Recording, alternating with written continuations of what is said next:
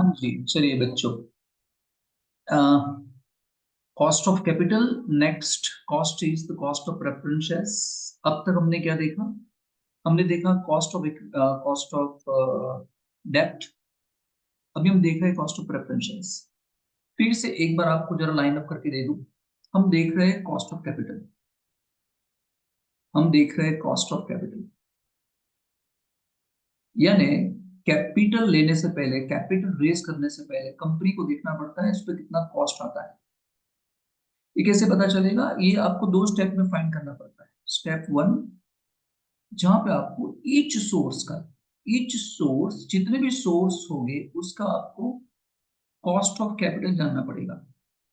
Each source का मतलब क्या? आपको जानना पड़ेगा कॉस्ट ऑफ इक्विटी कितना होगा, कॉस्ट ऑफ प्रेफरेंस कितना होगा, कॉस्ट ऑफ डेब्ट कितना होगा। ये मैंने सिखा दिया आपको। अभी हम देख रहे हैं कॉस्ट ऑफ प्रेफरेंस। ठीक है, और फिर आपको स्टेप टू में जानना पड़ेगा, स्टेप टू में कि ओवरऑल कॉस्ट कितना आने वाला है। एक बार हम सबको इंडिविजुअली फाइंड करना सीख जाएंगे, फिर हम ओवरऑल फाइंड करना भी सीख जाएंगे, जिसको हम बोलते हैं K0। इसे बोलते हैं weighted average cost of capital. ये सब याद रखोगे, पीछे के एग्जाम्पल में काम आएगा। तो हमने कॉस्ट ऑफ डेट देख लिया, अभी हम देख रहे हैं cost of preference shares. Preference shares ये रहे। शेयर्स दो प्रकार के, इक्विटी शेयर्स। शेयर्स दो प्रकार के बेटा, एक होती है इक्विटी शेयर्स और दूसरा होता है प्रेफरेंस शेयर्स। इक्विटी बाद में देख रहे हैं, अभी हम क्या देख रहे हैं? Preference shares. प्रेफरेंस शेयर्स को प्रेफरेंस है, प्रायोरिटी है in the payment of dividend and in the repayment of capital before anything paid to equity share holder. मतलब क्या? प्रेफरेंस शेयर को प्रेफरेंस दिया गया है डिविडेंड के पेमेंट में फर्स्ट एंड कैपिटल के रीपेमेंट में फर्स्ट, जब कंपनी लिक्विडेशन हो जाती है तब, इक्विटी के कंपेयर में।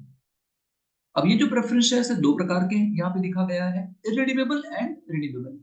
इररिडीमेबल का मतलब वो प्रेफरेंस शेयर जिसका रिडम्पशन होता नहीं है। एक्चुअली कंपनीज एक्ट 2013 में लिखा गया है कि प्रेफरेंस शेयर्स का रिडम्पशन करना ही पड़ेगा, 20 इयर्स के अंदर अंदर रिडम्पशन कर देना पड़ेगा। फिर भी अभी हम देख रहे हैं रिडीमेबल, है ना? इरिडीमेबल प्रेफरेंस शेयर्स मेरे हिसाब से होती नहीं है, लेकिन फिर भी अगर आपको कॉस्ट फाइंड करना है तो इसकी फॉर्मूला है केपी, है ना? के बड़ा करके पी नीचे लटका देना है। केपी इज इक्वल टू, अच्छा, प्रेफरेंस शेयर्स पे हम पे करते हैं डिविडेंड।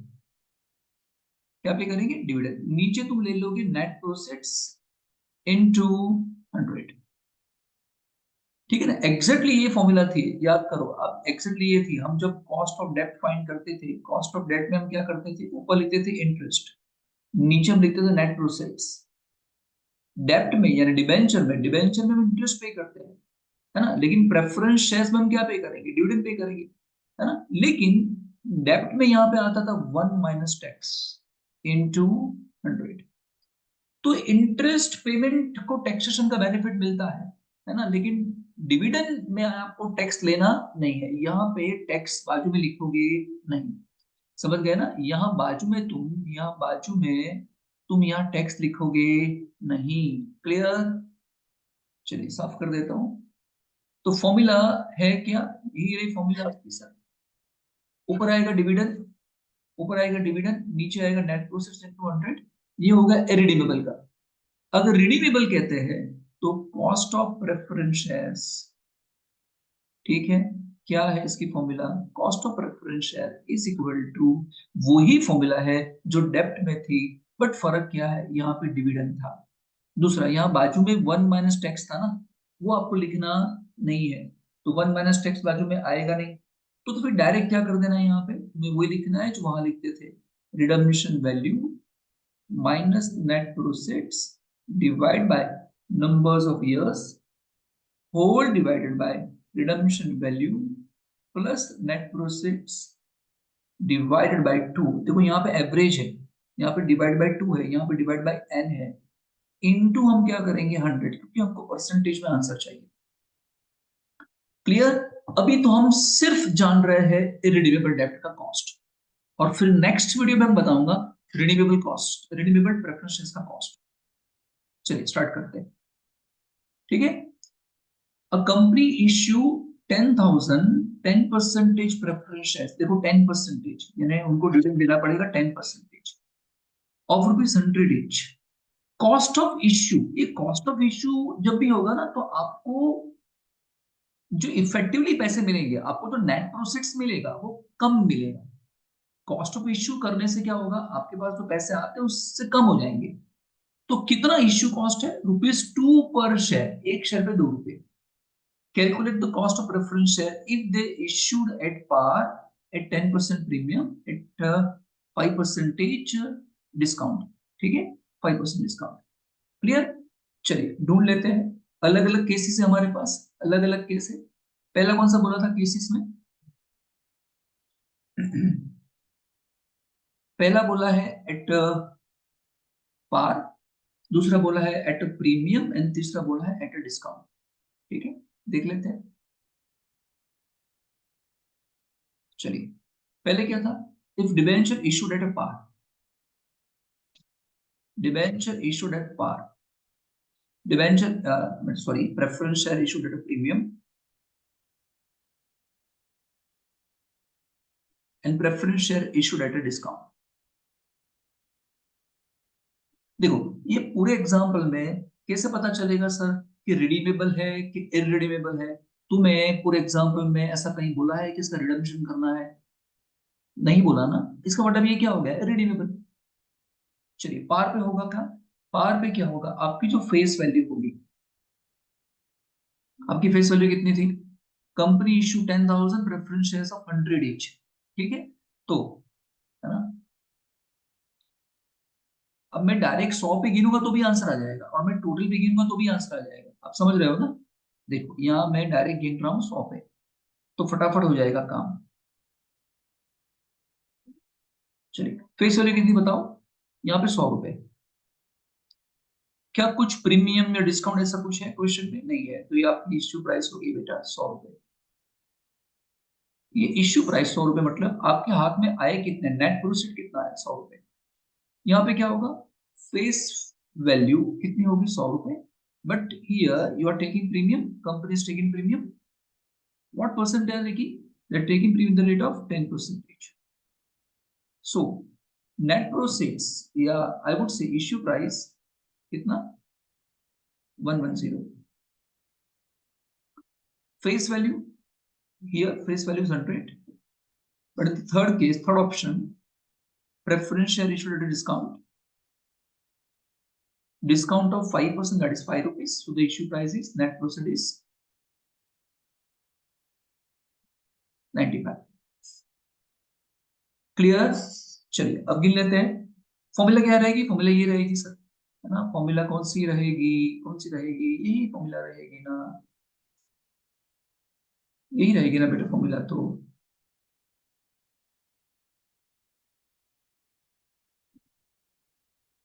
ठीक है ना, क्योंकि इरिडेबल है। क्लियर ना? चलिए, चलिए ऊपर क्या चाहिए मुझको, डिविडेंड। ये डिविडेंड ऑलवेज फेस वैल्यू पे होता है, ऑलवेज किस पे होगा, फेस वैल्यू पे। तो फेस वैल्यू कितनी थी बेटा, यहाँ पे 100 रुपए, यहाँ पे कितना था, 100 रुपए।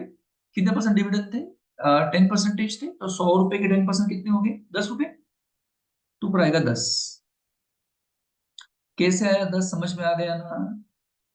100 रुपए फेस वैल्यू थी, इस पे 10% हमने लगा दिया, कितना आएगा, 10। नेट प्रोसेट कितना था यहाँ पे, 100, और यहाँ पे किंतु आ जाएगा सर यहाँ पे 100।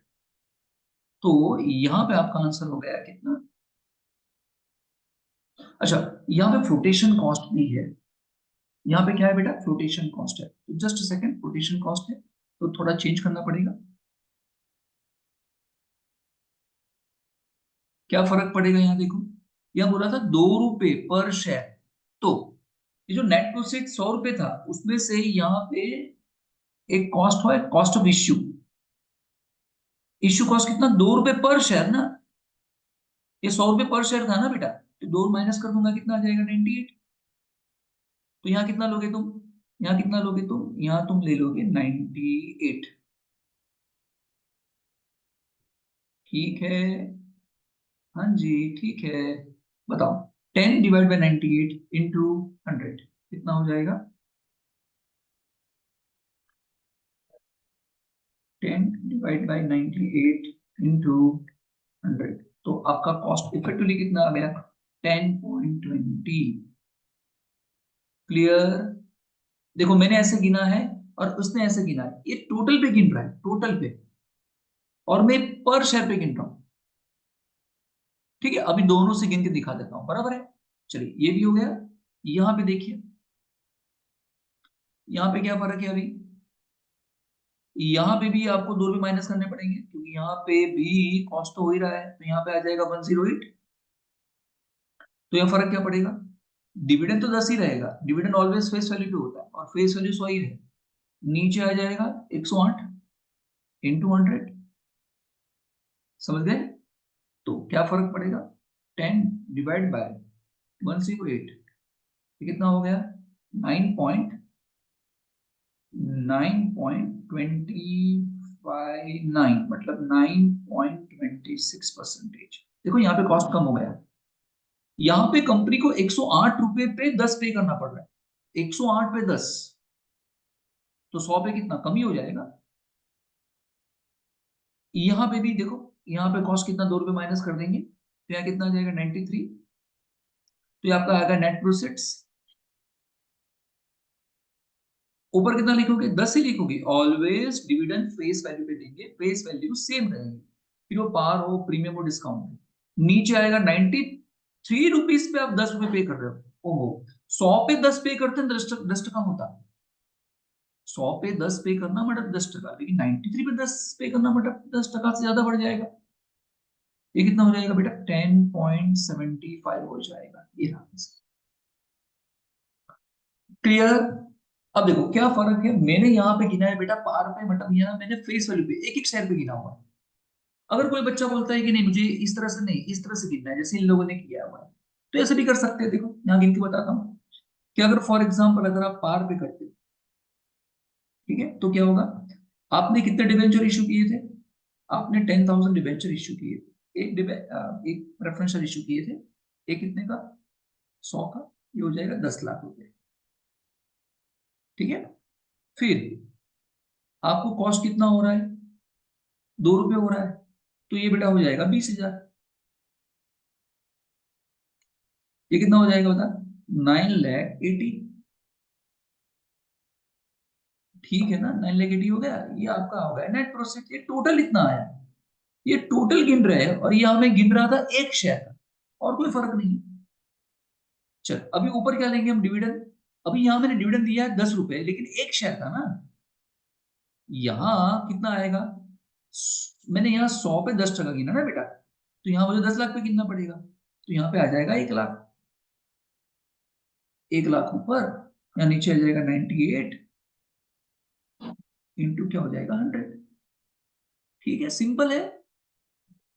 चलिए इसमें कुछ ज्यादा है ही नहीं, और इजी चैप्टर है। चलिए नेक्स्ट एग्जांपल पे चलते हैं नेक्स्ट वीडियो में।